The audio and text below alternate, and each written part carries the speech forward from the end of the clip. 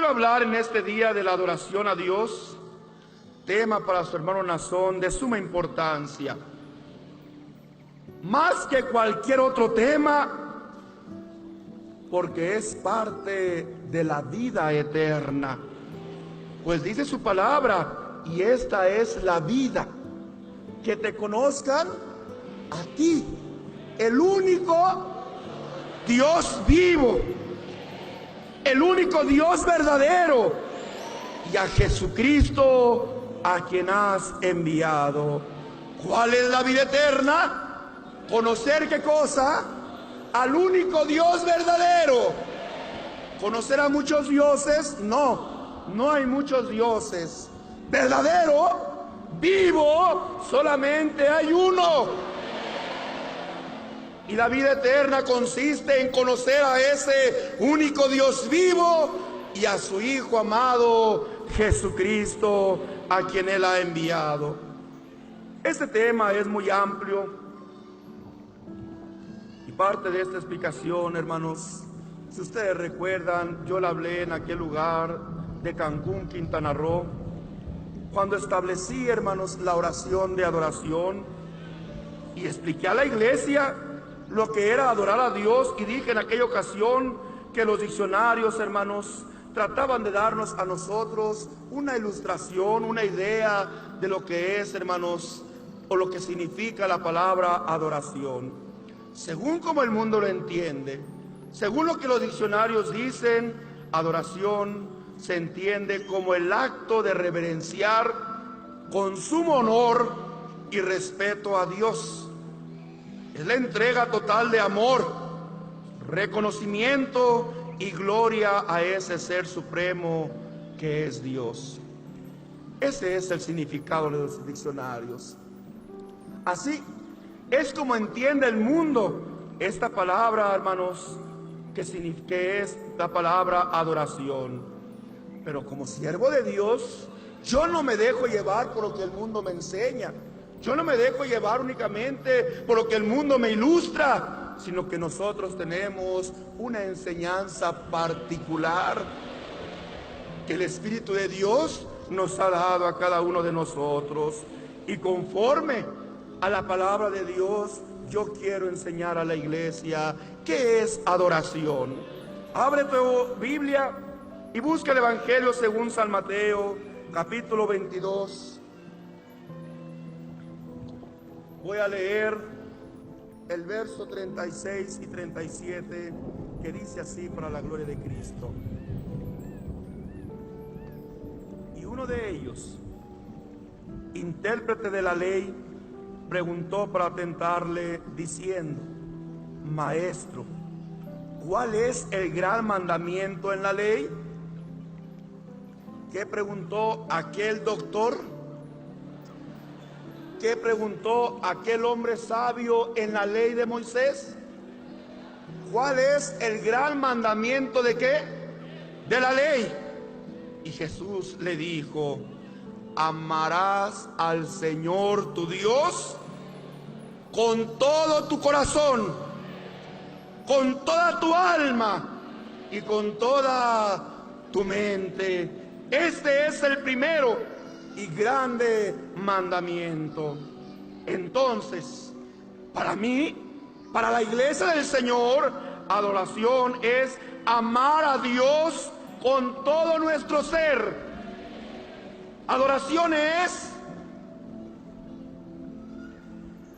reconocer y entregarse a Él sin reservas, en verdad, en espíritu.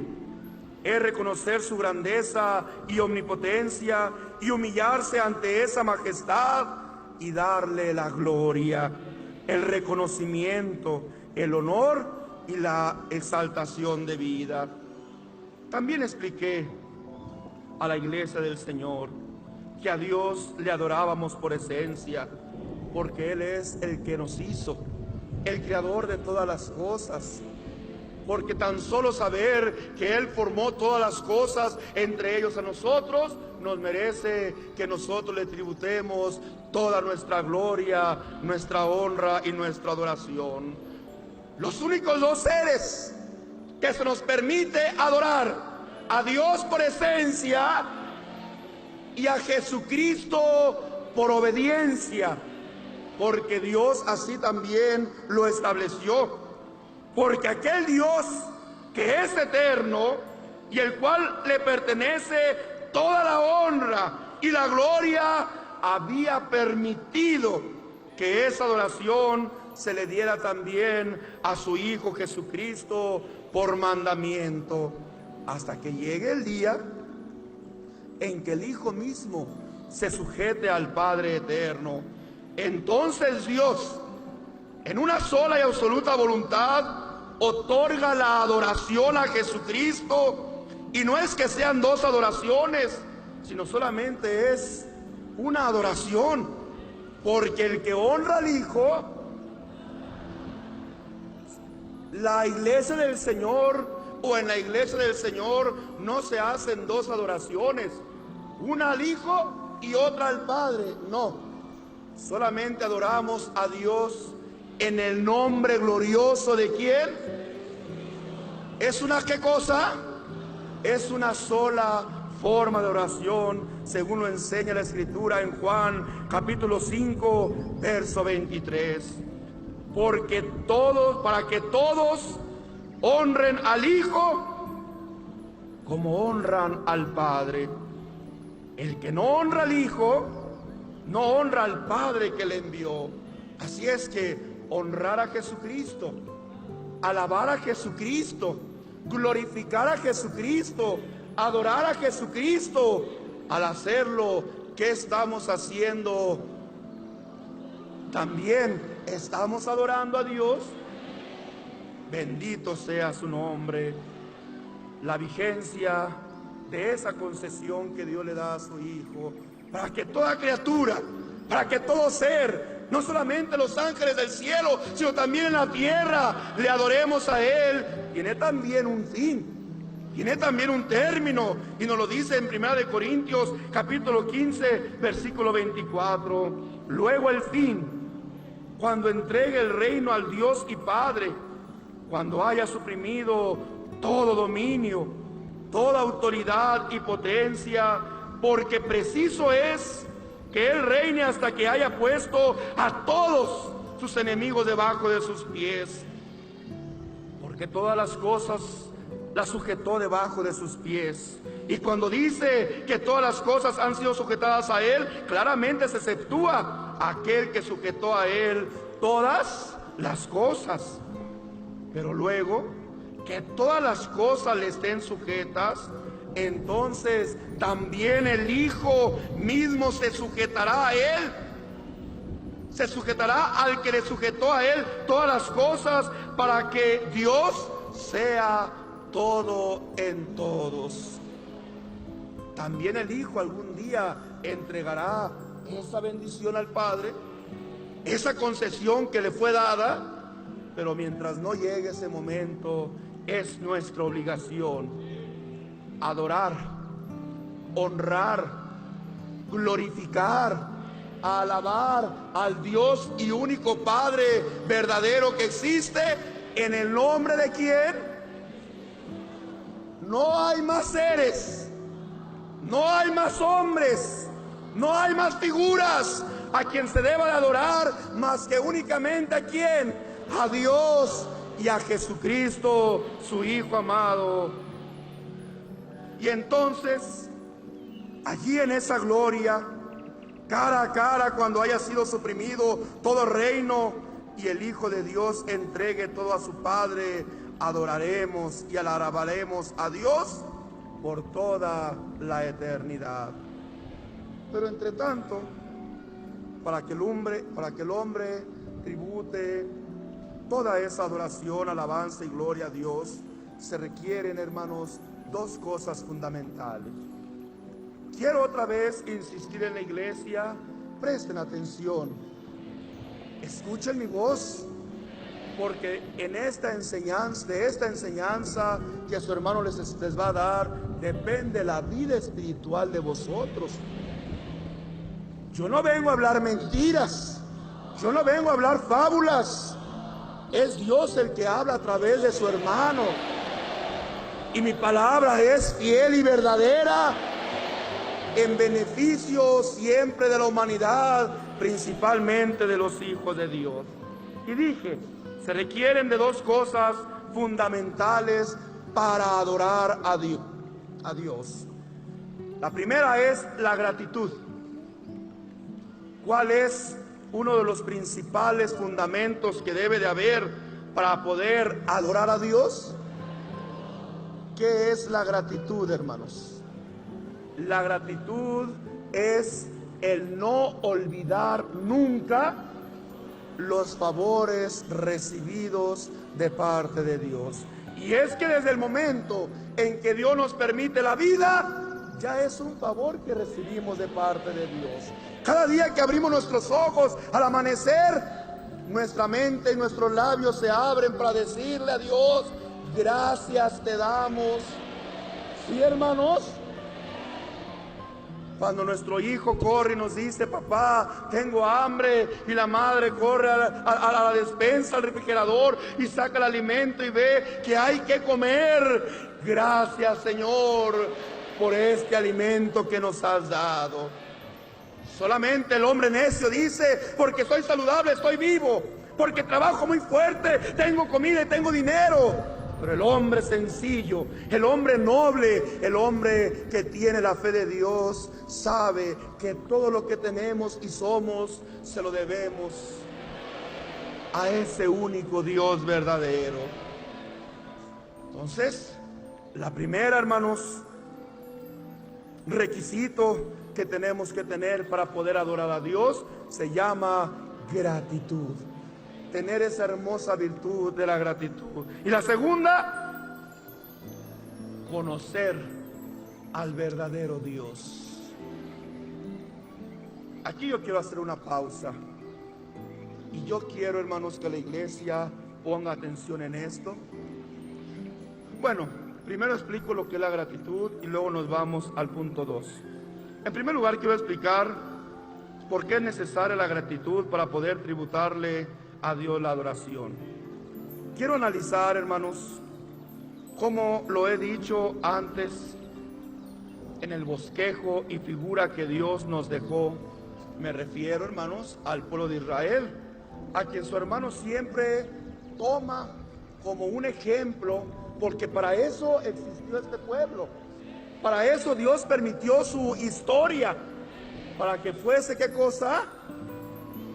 Figura de lo que hoy en lo espiritual estamos viviendo. Así es que tengo que recurrir al pasado, tengo que recurrir a ese borrador, a ese bosquejo que Dios usó para nuestra enseñanza.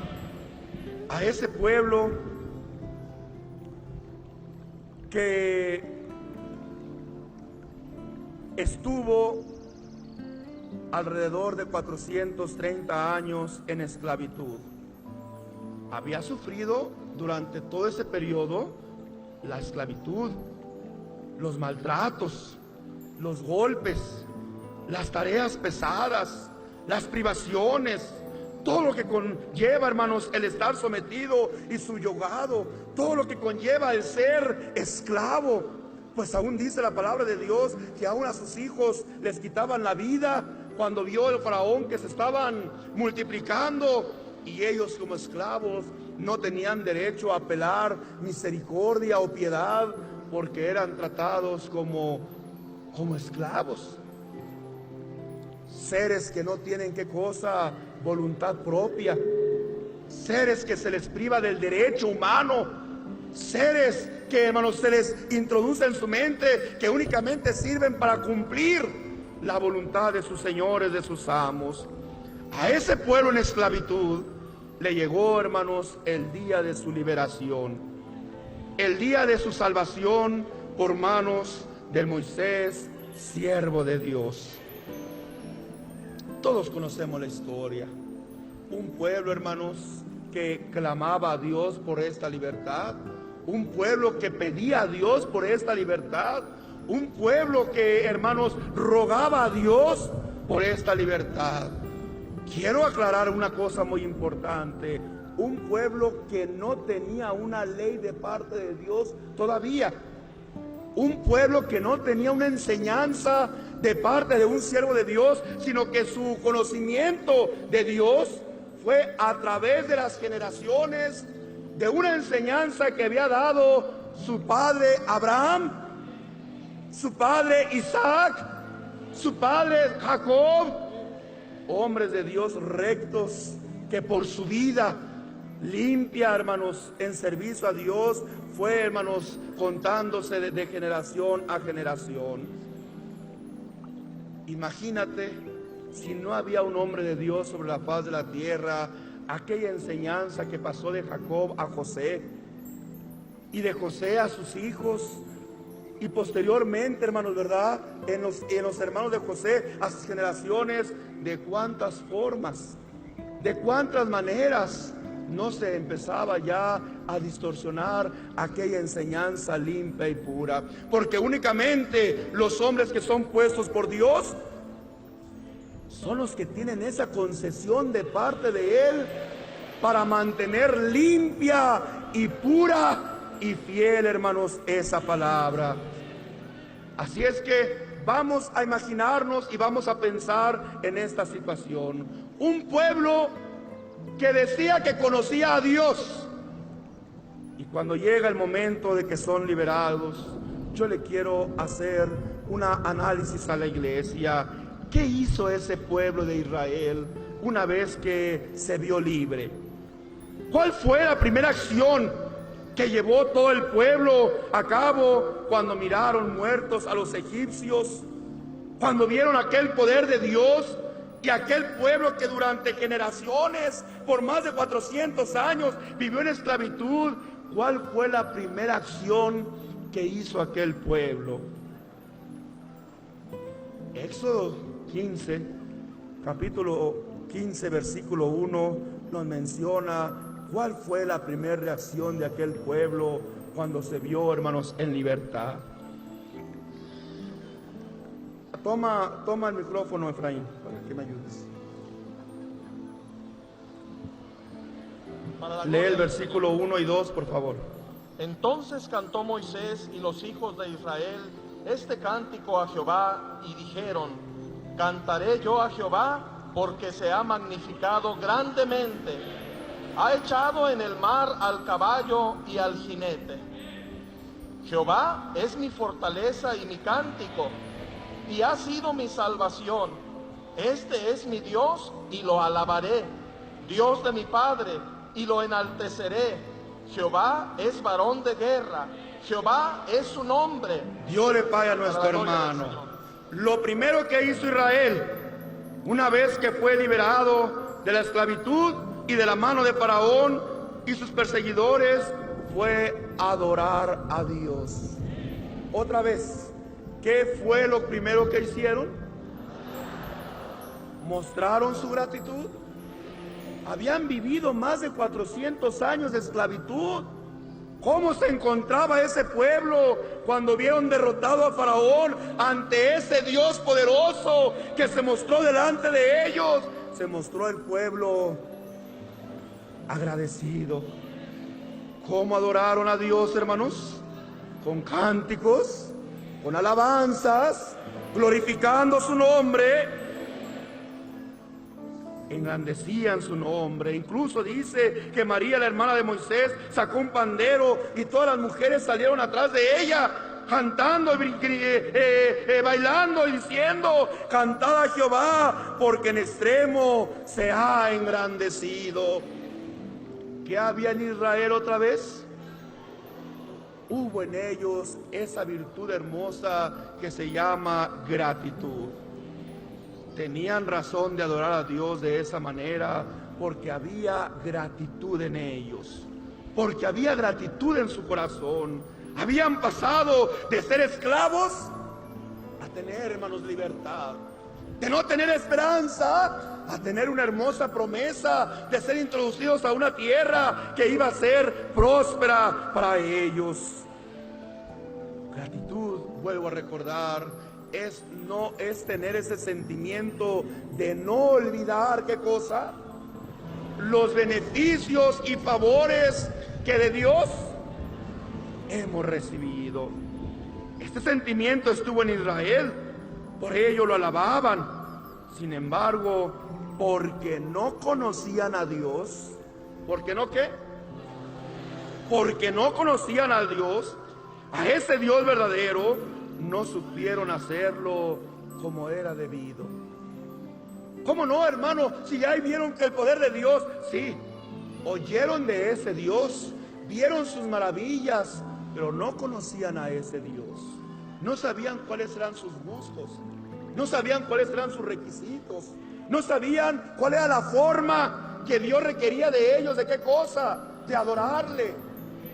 Y aunque habían oído de ese Dios a través de las generaciones, cómo y de cuántas formas se distorsionó aquella enseñanza limpia y pura que Abraham, Isaac y Jacob y aún José dieron, hermanos, a sus hijos a través de aquellos más de 400 años, de cuántas maneras aquella enseñanza se distorsionó. Por eso dije, para adorar a Dios es necesaria la gratitud por los favores recibidos, pero también el conocer a ese Dios único y verdadero. Analicemos por qué dice tu hermano Nazón estas cosas. Abre otra vez tu Biblia en Éxodo 32, del 1 al 5. Léalo despacio y fuerte. Analiza la lectura del hermano, lee juntamente con él para que entendamos, hermanos, la situación. La primera función o el primer acto que hizo Israel, podemos decir, lo vimos bien. Era justo que le agradecieran, era justo que glorificaran, que alabaran, que adoraran con cánticos, glorificando su nombre, porque habían sido, ¿qué cosa? Beneficiados de parte de Dios. ¿Cómo lo hicieron? Lea nuestro hermano.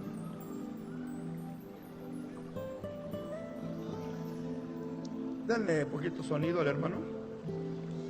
Viendo el pueblo que Moisés tardaba en descender del monte, se acercaron entonces a Aarón y le dijeron: levántate, haznos dioses que vayan delante de nosotros, porque a este Moisés, el varón que nos sacó de la tierra de Egipto, no sabemos qué le haya acontecido. Y Aarón les dijo: apartad los zarcillos de oro que están en las orejas de vuestras mujeres, de vuestros hijos y de vuestras hijas, y traédmelos. Entonces todo el pueblo apartó los zarcillos de oro que tenía en sus orejas y los trajeron a Aarón, y él los tomó de las manos de ellos y les dio forma con buril, e hizo de ello un becerro de fundición. Entonces dijeron: Israel, estos son tus dioses que te sacaron de la tierra de Egipto. Y viendo esto a Aarón, edificó altar delante del becerro y pregonó a Aarón y dijo: mañana será fiesta para Jehová. Dios le pague a nuestro hermano. Vamos a analizar lo que sucedió con Israel. ¿Había alegría en ellos? Sí. ¿Había gratitud en ellos? Sí. ¿Demostraron su alegría? ¿Demostraron su gratitud? ¿Cómo lo hicieron? Con cánticos, con glorias, con alabanzas, sí, hermanos, con adoración a Dios, porque Dios les había dado esa libertad. Llegó un momento en que Dios le habla a Moisés y le dice a Moisés que suba a aquel monte para platicar con él. Tenía Dios ya la intención de darle a Moisés aquella ley, ¿sí? Aquel deseo, aquel propósito que Dios tenía para Israel, para que Israel conociera, para que Israel ¿qué? Conociera a ese Dios, quién era, cómo quería que se le sirviera, porque a Dios no le podemos servir como nosotros queramos, no, hermanos. A Dios se le sirve como Él quiere, hermanos, como Él quiere, como Él lo ha establecido. De otra manera, si nosotros servimos y adoramos a Dios de una forma que Él no lo ha mandado, sería para nosotros la muerte, como lo hicieron aquellos varones, hijos de aquel sacerdote, que presentan a Jehová fuego extraño que Jehová no había mandado. ¿Qué sucedió? ¿Qué pasó? Yo quiero que preguntar a la iglesia, ¿a quién presentaron ese fuego extraño? ¿A un ídolo? ¿Fue a ese Dios espíritu? Y dice que Dios, hermanos, hizo descender fuego del cielo y los consumió. ¿Ah, qué Dios tan malo? Si aquellos lo estaban haciendo para Él, si en la opinión de aquellos hombres estaba el pensamiento, es que la forma que la ley lo marca es muy simple, es muy sencilla. Le vamos a hacer de otra forma más bonita, más grande, más espectacular. ¿Eso le agradó a Dios? Porque a Dios no se le agrada conforme nuestro parecer. A Dios se le sirve conforme Él quiere que lo hagamos. No quiero sacrificios, dijo el Señor. ¿Quiero qué cosa? Quiero vuestra obediencia. Que obedezcáis mi palabra, que os sujetéis a ella y caminéis por ella como es así su parecer.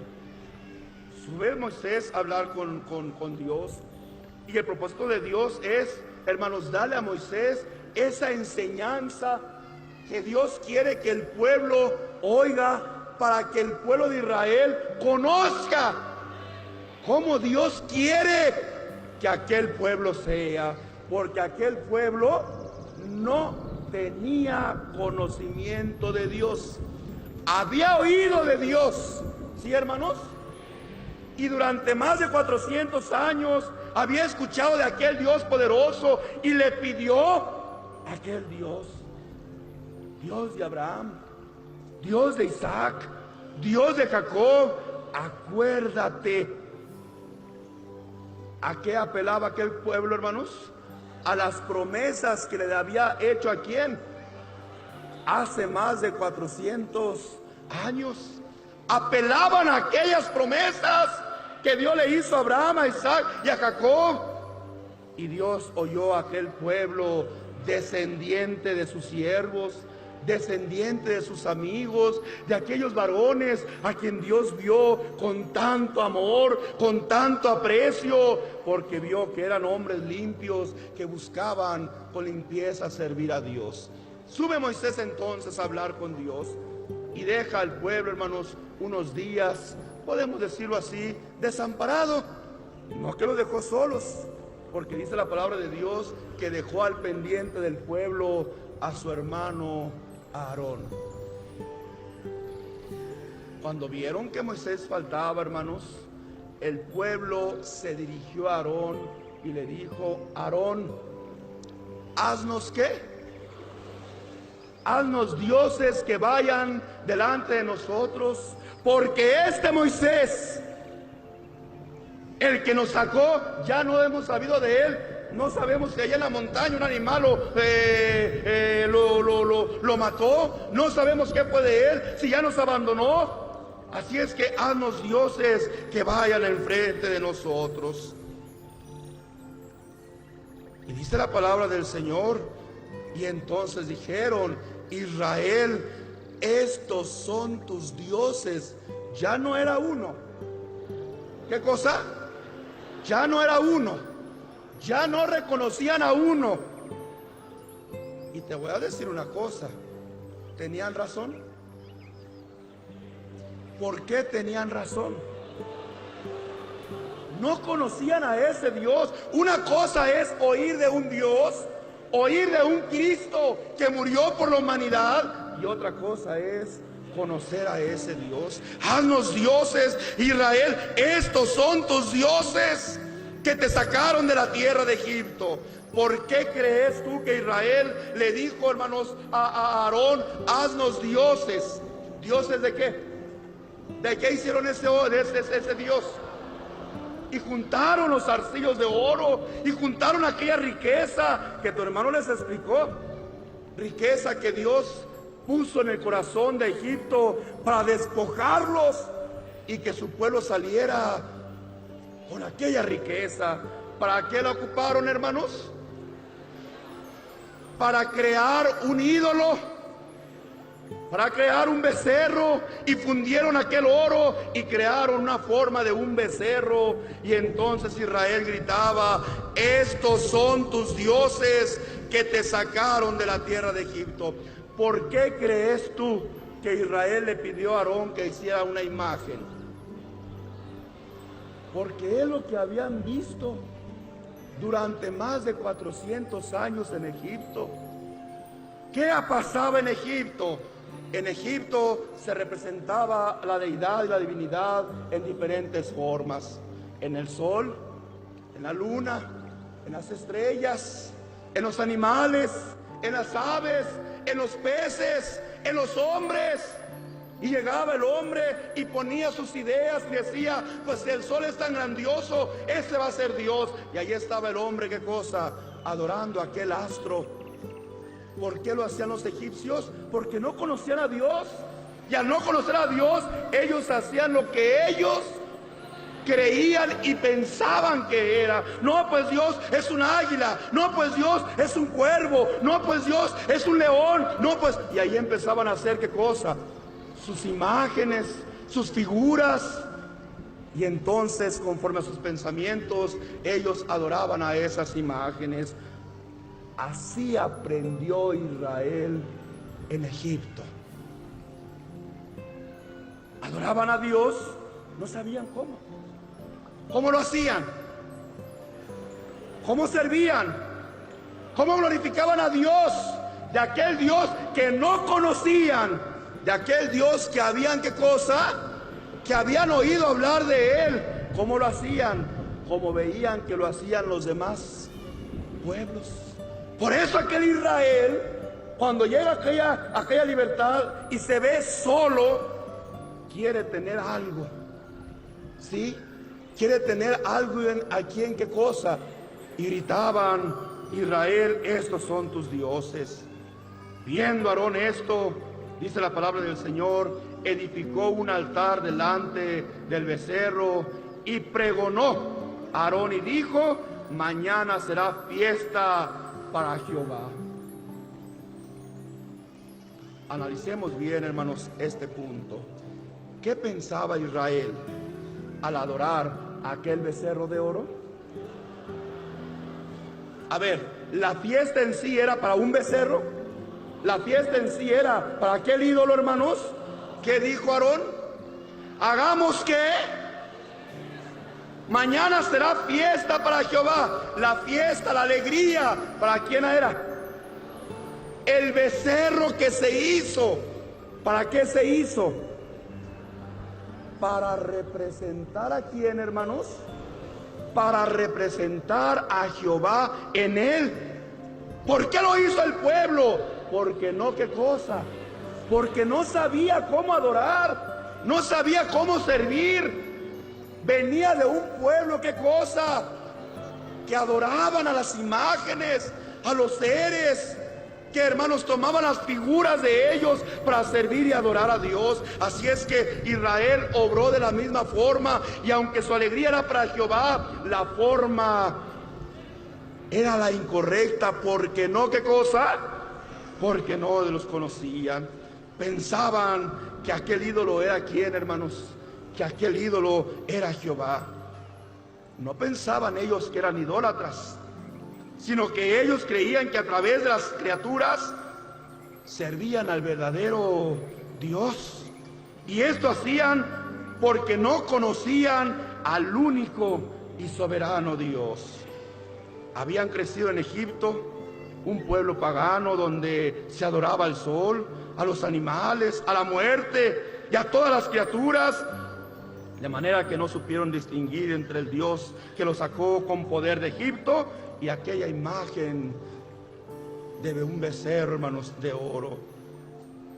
Pero cuando se conoce al Dios verdadero, cuando se conoce a ese Dios único, el instinto cuando no se conoce al Dios verdadero y único, el instinto humano tiende a divinizar.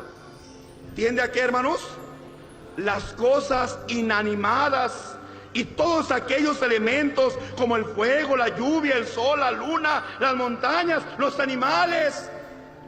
Y tiende a querer representar en una imagen a ese Dios. Porque al no conocerlo, hermanos, el instinto humano es ¿qué cosa?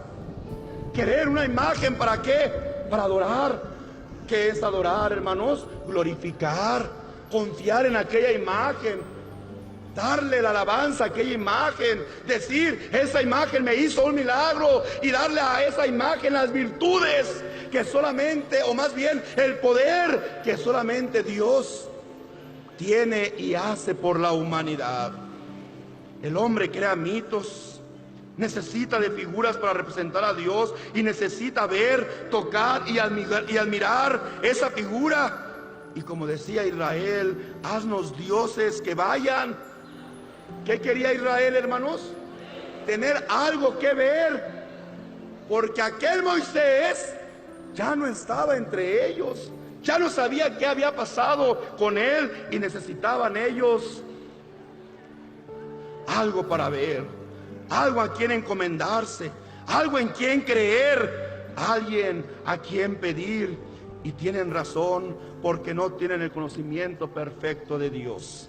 Por eso dije, para adorar a Dios es necesaria, hermanos, la gratitud, pero también el conocimiento de Dios, el conocimiento de ese Dios verdadero. Porque cuando se tiene la gratitud, pero no el conocimiento de Dios, se busca adorarle a través de una figura de yeso, de madera, de metal. Y el hombre, cuando no conoce a Dios, quiere servirle, quiere adorarle, quiere glorificarle, pero no al tener a alguien a quien ver, se idealiza. ¿Sí, hermanos? Y el hombre toma aquella tela y hace una pintura de un hombre, de una mujer, de un animal, de un astro. Toma aquel pedazo de madera y le da forma de un animal, de un hombre, de una mujer. Toma aquel yeso y esculpe una forma, porque el hombre que no conoce a Dios quiere ¿qué cosa? No lo hacen con maldad, tienen necesidad de Dios. Entienda, iglesia del Señor, esto. No lo hacen con maldad, con el fin de ofender a Dios, aunque lo ofenden, porque ya Dios tiene su conocimiento en la tierra por medio de la elección que Él ha puesto en la tierra. Pero el hombre lo hace con maldad, no, lo hace porque no tiene qué. Y entonces al hombre le presentan y le dicen, este es Dios. Y le ponen ahí, le pintan un hombre y le pintan una mujer. Este tiene poder, tiene virtud. Y el hombre cree que adorando aquella imagen lo está haciendo a Dios. ¿Quién hace esto? Vuelvo a repetir. El hombre, hermanos, que no conoce a Dios. No estoy ofendiendo, hermanos, a las visitas que nos acompañan, a los cuales en primer lugar les agradezco su presencia en este lugar. Para nosotros es un honor tenerlos entre nosotros, pero como siervo de Dios y apóstol de Jesucristo, es mi deber enseñar la verdad de Dios, no para ofender a las personas, sino para abrirles el entendimiento, como Dios quiere que comprendamos su única, absoluta voluntad, y entonces se le sirva a Dios como Él quiere, no como nosotros, ¿qué cosa, hermanos? Queramos.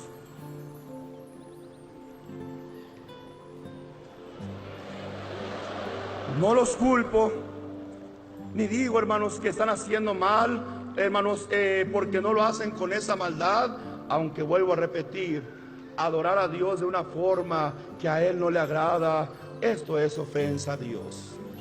¿Quién de nosotros, hermanos, cuando llega nuestro hijo o nuestra hija, nos da un presente? Ay, papá, ay, mamá, te compré un chocolate. Ay, hijo, es que soy alérgico al chocolate.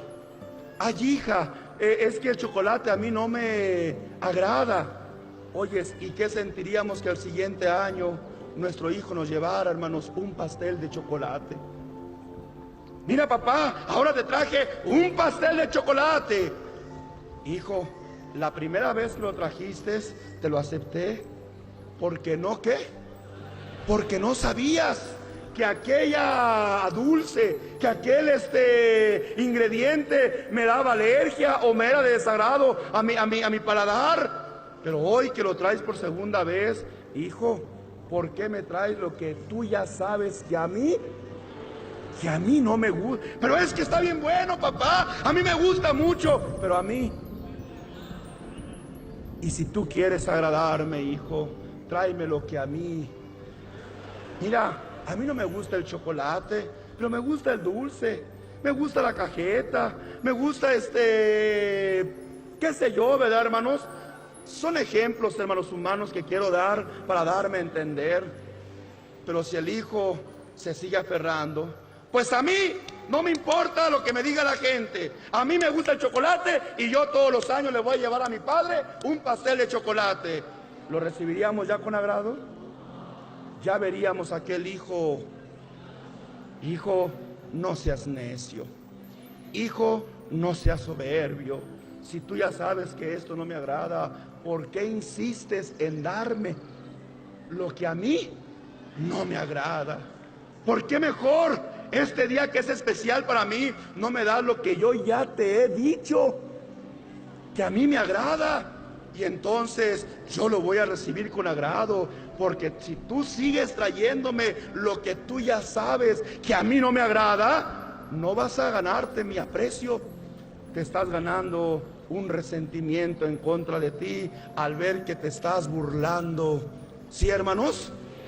Porque el hacer las cosas que a Dios no le agradan e insistir en ello, porque yo aquí nací y aquí me muero y lo voy a seguir haciendo toda la vida. Oiga, aunque no sea la voluntad de Dios, no me importa. Aquí yo crecí, aquí yo me muero y yo aquí nací en esta iglesia. Entonces, ¿Dios es el malo al rechazarlo? Entonces, ¿Dios es el malo al no quererlos? Es que en la iglesia dice, la luz del mundo dice que nosotros nos vamos a condenar. Nosotros no decimos que se van a condenar. Solamente decimos que Dios tiene una forma que Él quiere que se le adore. Cuando se cumple con su voluntad, Él nos garantiza la vida eterna. Por eso dije para su hermano Nazón, este tema es de suma importancia, porque en él está nuestra vida eterna. Saber adorar al único Dios vivo y verdadero, porque si no lo hacemos como Él lo requiere, no podemos, porque la condición que Dios nos pone a la humanidad es adorarle como Él quiere. Esta es mi labor, este es mi trabajo, anunciar la verdad de Dios a la humanidad. Y juntamente conmigo y bajo la enseñanza que te estoy dando, también cada uno de vosotros. Por eso lo he recalcado, aún falta luz en el mundo. Nosotros la vamos a llevar. Tú la has llevado juntamente conmigo. ¿Cuánta gente al escuchar nuestra enseñanza dice, señores, tienen razón, aquí está escrito en la Biblia, cuál es esa hermosa forma? Pero a veces la carne, ¿qué cosa, hermanos? Se resiste. Por eso digo, no los culpo. Esas personas que buscan a Dios en las imágenes o en las casas, en las cosas inanimadas, no tienen la culpa. Muchos de ellos tienen necesidad de Dios y por eso lo hacen, porque realmente quieren buscar a Dios, pero nadie les ha enseñado a conocer a ese Dios vivo y verdadero, único, invisible, todopoderoso, lento para la ira y grande en misericordia. Por eso, porque Israel recién salió de Egipto y con esa inclinación natural de divinizar todo lo que veía, todo lo que consideraba que era una deidad, porque era lo que había, ¿qué cosa? Visto durante más de 400 años. Fue necesario que tras desbaratar aquel becerro de oro y fundirlo y destruirlo, Dios ordenara que le sacara fuera del campamento el tabernáculo de reunión. Y ahí, en las afueras, dice la Escritura, que iba Moisés a platicar con Dios cara a cara, y todo Israel lo veía, lo observaba cuando llegaba la nube y cubría aquel lugar, y entonces sabían que Dios estaba hablando con Moisés. Ese Dios que no tiene figura, ese Dios que no tenía color, que no tenía imagen alguna, hablaba con su elegido, y el pueblo era enseñado que cuando eso pasaba, ellos entonces doblaban sus rodillas y adoraban a ese Dios, al único Dios verdadero, en espíritu y en verdad. ¿Lo recordamos, hermanos? Éxodo capítulo 33, desde el verso 7 en adelante.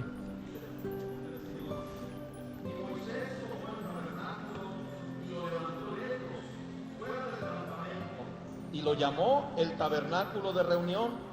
Y cualquiera que buscaba a Jehová salía al tabernáculo de reunión que estaba fuera del campamento. Y sucedía que cuando salía Moisés al tabernáculo, todo el pueblo se levantaba, y cada cual estaba en pie a la puerta de su tienda, y miraban en pos de Moisés hasta que él entraba en el tabernáculo. Cuando Moisés entraba en el tabernáculo, la columna de nube descendía y se ponía a la puerta del tabernáculo, y Jehová hablaba con Moisés. Y viendo todo el pueblo la columna de nube que estaba a la puerta del tabernáculo, se levantaba cada uno a la puerta de su tienda y adoraba. Y hablaba Jehová a Moisés cara a cara, como habla cualquiera a su compañero. Dios le Padre nuestro hermano. Atención, iglesia del Señor. No era Dios la nube, ¿sí? La nube solamente era una manifestación, era una señal de que en ese momento en que descendía la nube al tabernáculo, iba a hablar Dios, hermanos, con su siervo Moisés cara a cara. No había figura ni nada para que el hombre no alabara a las criaturas antes que a Dios. Por eso Dios quiso que sacaran el tabernáculo fuera, hermanos, de reunión, fuera del campamento, para que los israelitas entendieran que Dios no tiene figura, tamaño, color o semejanza de cosa alguna. No quería que, confundidos en que había ahí un adorno, había una decoración, creyeran que esa imagen, ese adorno, esa decoración era Dios. Por eso lo sacó allá donde no había absolutamente nada. Y cuando descendía aquella nube, ellos sabían que era el momento en que Dios hablaba con Moisés. ¿Veían figura? ¿Veían imagen? ¿Veían colores? ¿Veían no, solamente, hermanos, sabían que en ese momento Dios hablaba con su siervo y ellos adoraban a Dios. ¿Qué estaba haciendo Moisés con aquello? Les estaba enseñando que a Dios no se le representa con figura alguna, ni de lo que hay arriba en el cielo, ni abajo en la tierra, ni tampoco, ¿verdad, hermanos? Dios es espíritu. ¿Tiene forma? ¿Tiene cuerpo? ¿Tiene color? ¿Tiene estatura? No, Dios es espíritu.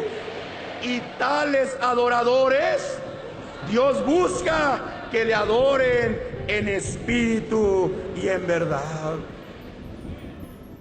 Moisés decía, hermanos, a Israel en Éxodo capítulo 34, versículo 14, porque no te has de inclinar a ningún otro Dios. ¿No qué? Es que este representa a Jesús, es que este representa a su madre, es que y viene la ley de Dios a decirle a la humanidad: no te harás imagen ni representación. No, sabemos que no es Dios, pero representa. Pues dice Dios: ni quiero que me representes con ninguna figura, pues nunca viste una figura cuando yo hablé con mi siervo, porque no te has de inclinar a ningún otro Dios, pues Jehová, cuyo nombre es celoso, Dios celoso es. Sí, hermanos, quiere compartir su gloria con una imagen. Fíjate la astucia de Satanás. Ay, pero es que esta es la madre. Imagínese cuando Dios está enojado con usted. No, no es cierto. Dios es lento para la ira y grande en misericordia. El hombre sabe, la iglesia del Señor sabe que cuando Dios se enoja por nosotros es por nuestros actos. ¿Qué tenemos que hacer para reconciliarnos con Dios? Agarrar un látigo y empezarnos a pegar, hermanos, ¿verdad? Amarrarnos unas pencas de magueyes en las rodillas y caminar y pagar mandas. Ay, porque ofendí a Dios y para que Dios vea cuánto lo quiero, y hacer sacrificios humanos. ¿Quién hace eso? El que no conoce a Dios. Entonces Dios no quiere que te golpees, Dios no quiere que te sacrifiques, Dios no quiere que te pongas una corona de espinas. No, para eso ya murió nuestro Señor. Fue un solo sacrificio por todos nosotros. Entonces, ¿cómo vuelvo a reconciliarme con Dios? Es muy fácil, hermanos. Todo está en nuestra voluntad. Basta con que te arrepientas y te alejes de hacer lo malo. Y si aquel impío se arrepintiere de su mal y volviera a su camino, de cierto te digo que olvidaré todos los males que ha hecho. Por los azotes que se dio, por la sangrado que estuvo derramando su cuerpo para pagar una manda a Dios. No, aléjate, retírate del mal proceder y vuelve a hacer la voluntad de Dios. Así de fácil. Hermano, de verdad, así de fácil es volver a la comunión con nuestro Dios. Pues les estoy diciendo que mi Dios es grande en misericordia. Él no quiere verte sufrir. Él te ama. Pero quiere que andes en sus caminos. Quiere que andes en su verdad. Y cuando te portas mal, es cierto, Él te abandona y viene lo malo a nuestra vida. Porque nosotros, sus hijos, sin Dios, nada podemos hacer. Pero con Dios todo lo podemos. En Cristo, que es nuestra fuerza, que es nuestro amparo, que es nuestro poder. A su nombre sea la gloria desde ahora y para siempre. A nuestro Dios no le agrada entonces compartir su gloria con los ídolos, ni dar su alabanza a las criaturas o a los hombres. Por eso la primera enseñanza que el apóstol da, hermanos, a la humanidad es esta: alabemos a Dios. Porque llegará el momento, dijo el Señor, en que ni en Jerusalén ni en aquel monte se va a adorar a Dios. No, eso es mentira. A Dios lo encuentras en todos lados. Hoy estamos en este lugar. ¿Tú crees que Dios está entre nosotros? No. Estás equivocado. Dios no está entre nosotros. Dios vive en ti. Dios está en ti. ¿O no lo estás sintiendo? Esos gritos de alegría es la manifestación que tu corazón siente. Esos gritos de júbilo es que tu carne no puede contener ese espíritu perfecto que hay en ti. Por eso tus labios se abren y dicen: gloria a Dios, gloria a Cristo, bendito sea su santo nombre. Porque recalco, a nuestro Dios no le gusta compartir, solamente lo ha compartido con un solo ser. Este es su Hijo amado Jesucristo. Y dijo el apóstol Pablo, para que no nos hiciéramos figura ni representación de Él. Y si lo conociste según la carne, Oh, ya no lo conocéis así. ¿Cómo lo conoció el mundo? El mundo lo conoció crucificado, clavado, derrotado. Hermanos, su cuerpo lleno de sangre. Y así lo pinta el mundo. Ahí está Cristo y ahí está el hombre compadeciéndose de Él. No que nosotros no nos compadezcamos de Él, sino que les quiero decir una cosa. Es verdad, Cristo murió. Eso es verdad. De la forma más cruel, de la forma más ignominiosa, de la forma más vil, hermanos. El Señor murió por cada uno de nosotros. Pero quiero dar una noticia. Él no quedó crucificado en esa maldita cruz. Él vive. Él reina. Él está a la diestra del Dios y Padre. Ahora yo no me compadezco de Él. Ahora yo anhelo estar a su lado, porque Él me ha dejado esta promesa. Voy a preparar moradas para que allá donde yo esté, también cada uno de vosotros estéis conmigo. ¡Qué hermosa esperanza!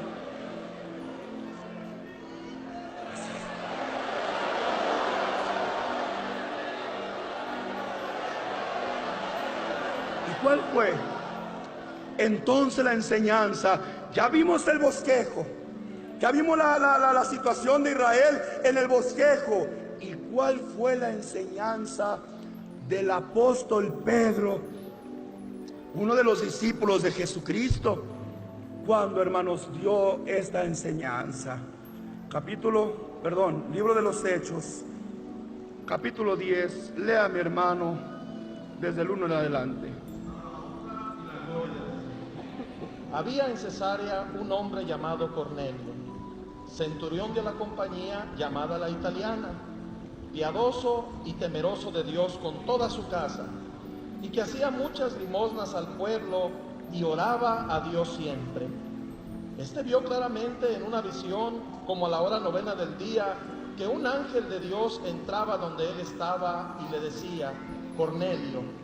Él, mirándole fijamente y atemorizado, dijo: ¿qué es, Señor? Y le dijo: tus oraciones y tus limosnas han subido para memoria delante de Dios. Envía pues ahora a Jope y haz venir a Simón, el que tiene por sobrenombre Pedro. A ver, sí, siga. Este posa en casa de cierto Simón curtidor, que tiene su casa junto al mar. Él te dirá lo que es necesario que hagas. Haga una pausa ahí, espérese ahí, no se me vaya, hermano. A ver, ¿quién era Cornelio? Vamos a analizarlo como persona. ¿Quién era Cornelio? ¿Un hombre bueno? ¿Un hombre temeroso de Dios? ¿Un hombre que oraba a Dios todos los días? ¿Un hombre que ayudaba a su prójimo? A ver, Cornelio en sí, vamos a analizarlo humanamente. ¿Era un hombre bueno o era un hombre malo? Era un hombre bueno. ¿Realmente Cornelio quería buscar a Dios? ¿Realmente Cornelio quería servir a Dios? Porque sus obras, porque sus actos daban testimonio de él. Por eso cuando llega el ángel de Jehová y le dice: Cornelio, tus ofrendas, tus limosnas, tu ayuda, tu vida ha subido para testimonio. Manda hombres a Jope y haz venir a un hombre llamado Simón. A ver, ¿qué le dijo el ángel? Ay, Cornelio, Dios se ha alegrado mucho contigo, ya te ofrece la salvación. Ah, no, hermanos, merecía Cornelio, con la forma en que estaba viviendo, su salvación, ¿sí o no? Vamos a responder de dos formas, según el análisis humano, según el análisis de cada uno de nosotros como persona. ¿Merecía Cornelio la salvación por ser un hombre limpio, recto, temeroso de Dios, que oraba a Dios todos los días, que ayudaba a su prójimo, que daba limosnas. Humanamente, ¿aquel hombre merecía la salvación de Dios? Y ahora yo pregunto, ¿ya la tenía? ¿Cómo? ¿No merecía Cornelio la salvación de Dios? Si la merecía, ¿por qué no la tenía? Porque no conocía a ese Dios. Había oído hablar de ese Dios y él quería servirle, pero no, ¿qué, hermanos? Pero no sabía cómo, porque no lo conocía. Pero hermoso fue el momento cuando llega aquel ángel. Cornelio, eres un hombre bueno. Cornelio, la salvación hoy ha llegado a tu casa, pero no viene sola. No te la vengo a ofrecer yo directamente. Aquí en la tierra Dios ha puesto a un hombre que se llama Simón, por sobrenombre Pedro. Hazle venir y él te dirá lo que tienes que, ¿qué cosa? Y él te dirá lo que tienes que hacer. Entonces lo que hacía era malo. Lo que él obraba, como él obraba, era malo. Pero no era la forma que Dios, ¿qué, hermanos? Y vuelvo a repetirlo, a Dios no le puedo servir como yo quiera, en el tiempo que yo quiera, el tiempo que a mí me sobre. A Dios le tengo que servir como Él lo ha indicado, como Él lo ha ordenado. Lea ahora el versículo 25, hermano Efraín. Cuando Pedro entró, salió Cornelio a recibirle y postrándose a sus pies, adoró. Mas Pedro le levantó diciendo: levántate, pues yo mismo también soy hombre. Dios le pague a nuestro hermano. Fíjate, qué situación tan curiosa. Era un hombre limpio, era un hombre que oraba a Dios siempre, era un hombre temeroso de Dios. ¿Por qué se le ocurrió a Cornelio arrodillarse frente a un apóstol? Que la humanidad, que la mente humana nos lleva a qué cosa? A identificarlo con Dios, ¿o no es verdad? ¿No has creído tú que la plenitud de Cristo mora en sus siervos? ¿No has reconocido tú que el Espíritu de Dios es el que dirige a sus apóstoles? Pues si Dios está en ese hombre es divino. Hay que adorarlo. ¿Quién hace eso? Otra vez, ¿quién hace eso? ¿Quién quiere poner sus propias reglas? ¿Quién quiere poner sus propios límites? ¿Quién quiere poner sus propias imágenes? El hombre, porque no qué. Así es que en la comprensión de Cornelio, ¿cuál era su comprensión? A ver, si el ángel de Dios me está diciendo que Simón, llamado por sobrenombre Pedro, es el único que me va a decir lo que tengo que hacer para agradar a Dios, porque lo que hacía no agradaba a Dios. ¿A quién agradaba? ¿Quién se sentía contento con la vida de Cornelio? Con la rectitud de Cornelio, con la ayuda de Cornelio. ¿Quién se sentía complacido al observar aquella hermosa vida de aquel hombre bueno y honesto? Porque era bueno y era honesto.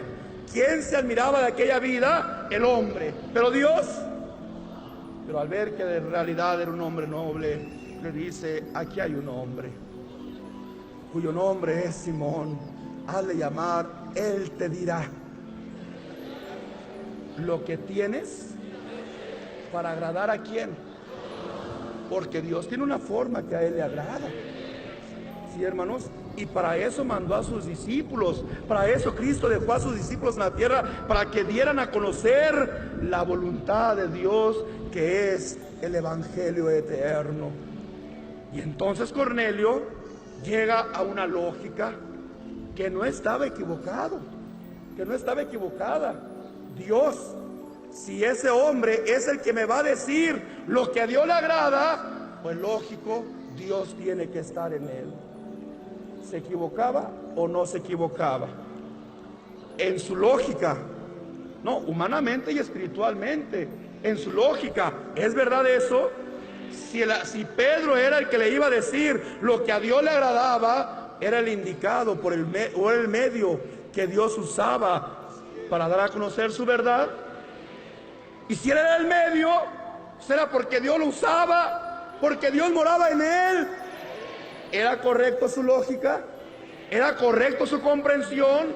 ¿Era correcta su, hermanos, sí? Pero y cuando llega el apóstol Pedro, ¿qué es lo primero que hace Cornelio?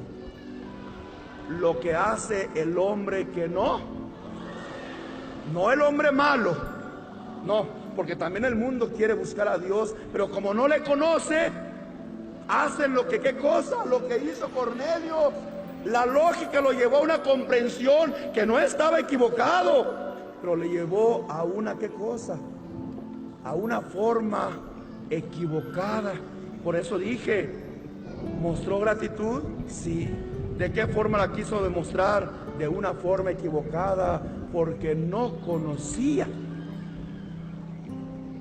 Pero qué hermosa bendición. No estaba frente a un hombre que lo iba a engañar.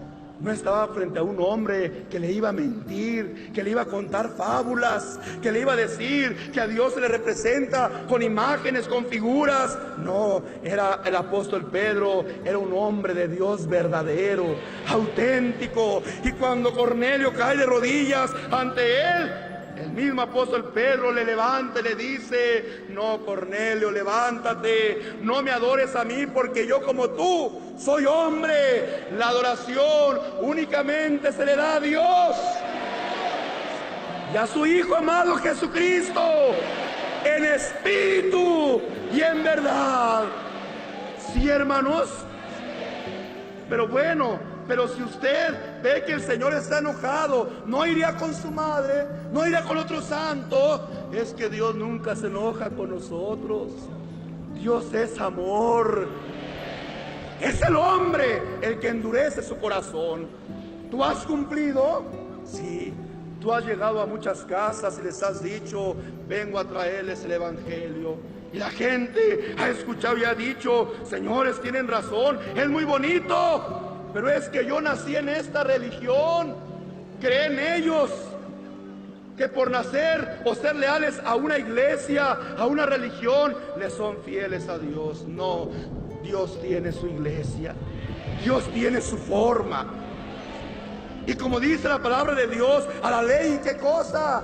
A la ley, al testimonio. No estoy diciendo que esta ley rija nuestras vidas, no. A nosotros nos rige la palabra verdadera, esa palabra que es revelada a través de nosotros, para vida, para salvación de la humanidad. Pero la ley, el testimonio, testifican y dan veracidad a esta palabra revelada, porque aunque esta palabra la tengan otros, la entienden a su particular forma. Pero ¿cuántas veces has llegado a las casas de aquellas visitas y te dicen: tiene razón? ¿Cuántas veces lo había leído y nunca lo había entendido? Porque no había quien se los explicara, porque no había quien les diera, ¿qué cosa? A conocer la verdad de Dios. Y es que no es cualquier hombre el que puede dar a conocer esta verdad de Dios. Dios ha establecido a los que Él quiso. Allá estamos hablando de Pedro, uno de los 12 que Jesucristo llamó y estableció como, ¿qué cosa? Como apóstoles, como sus discípulos, para que por medio de ellos se hablara de este evangelio santo. Observe la iglesia entonces la actitud natural del hombre que es animal, que como animales que somos en este cuerpo, tiende a divinizar todo, y aunque está lleno de gratitud, le falta, ¿qué cosa? Le falta conocer a ese Dios verdadero.